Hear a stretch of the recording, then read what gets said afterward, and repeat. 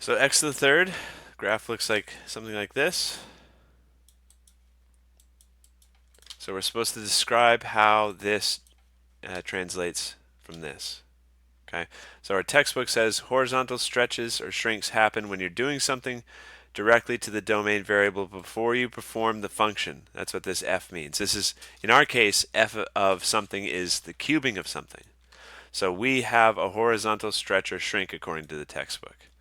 And then the textbook says if c is greater than 1, then it's a stretch. If c is less than 1, then it's a shrink. So we don't really have a c right now, but we could certainly rewrite it.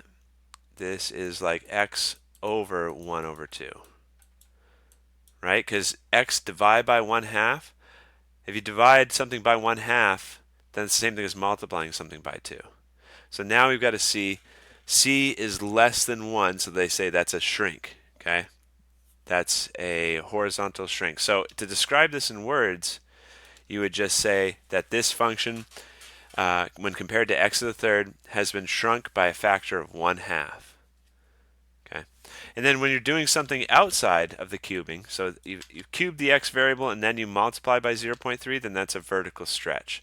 So all you have to say to describe the new graph, since c is less than 1, then we say this is a vertical shrink, and it's a vertical shrink by a factor of 0.3.